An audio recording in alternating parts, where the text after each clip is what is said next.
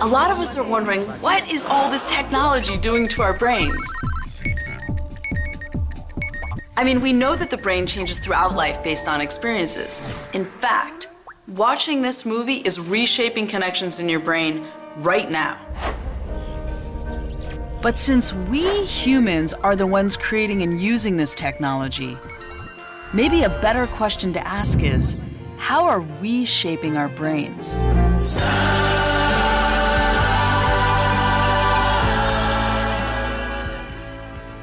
There's so much about the brain that we don't know. But there are some things we do know. You see, not long after we humans began thinking, we began thinking about ways to understand our own brains. One strategy thinkers have used throughout history is to compare the brain to the newest technology of their day. The brain is a clock, a switchboard, a steam engine, a machine, a computer.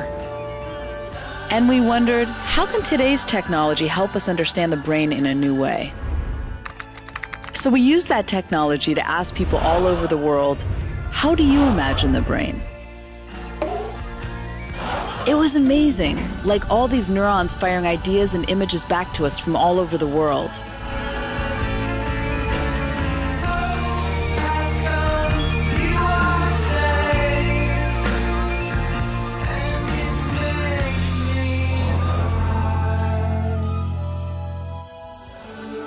And it was very clear.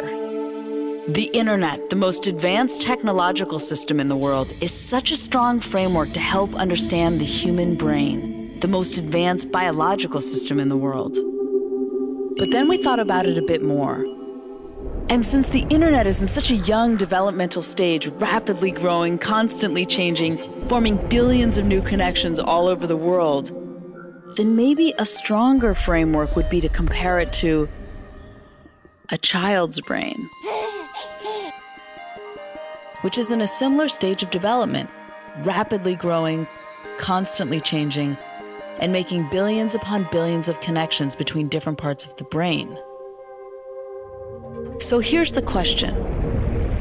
If we say that the internet is in a similar developmental stage as a child's brain, then what can we learn by comparing them? Let's start with size. Obviously, the internet seems like a larger entity than a child's brain. But what does that mean in terms of our analogy? We could say that a neuron in the brain would be like a web page in the internet. So let's look at the number of neurons in a child's brain compared to the number of web pages on the internet. Well, a human at any age has about 100 billion neurons in the brain. But the internet has 10 times that, 1 trillion web pages. So with this analogy, the internet is bigger. So then, which of these networks is more complex? We could say a synapse in the brain, the connection point between two neurons, is like a hyperlink, the connection point between two web pages. So are there more connections in a child's brain or on the internet? Well, the internet has over 100 trillion links. And an adult's brain has 300 trillion links. But get this, a child's brain has a quadrillion connections, 10 times the number of connections of the entire internet. A child's brain has more connections than the entire internet. Yes, it blew our minds too. How is that even possible? Let's break it down. As we said, a baby is born with 100 billion neurons. But those quadrillion connections, they're not there yet. Those connections form at a very rapid speed during the first 5 years of life, at 700 to 1,000 new synapses per second. Those connections are created through every interaction a child has and are important because they form the architecture of the brain. So every time you talk to and engage with a child, you are literally growing a brain, connecting the different parts of the brain, which allows for new ideas, insights, and creative thinking. So each moment of eye contact, each new word exchanged, each time you make a child laugh, you are strengthening these connections. And since there are so many different ways to do this, we ask people around the world, send us videos of your favorite ways to engage with the children in your life.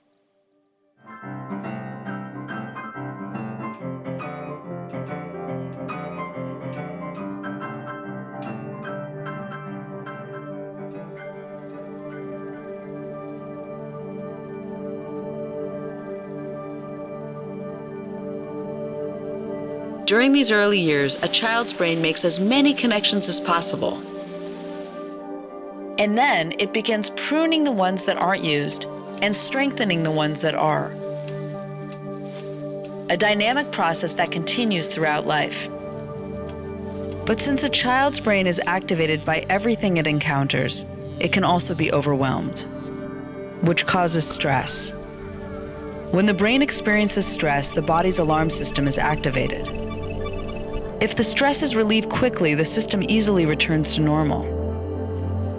And while learning to deal with stress is an important part of development, severe situations such as ongoing abuse or neglect, where there is no caring adult to relieve the stress, leaves the body's alarm system activated, which can have serious lifelong consequences for the child. This is known as toxic stress. Toxic stress can lead to a body system set permanently on high alert. It causes the synapses we use for learning and self-control to be pruned, while connections for fear and rash behavior get stronger.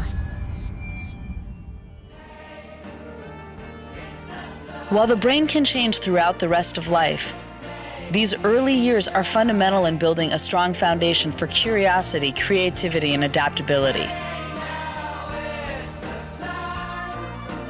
And if we say that the internet is in the same critical stage of early development, making as many connections as possible, we also need to be mindful of how we're building its foundation.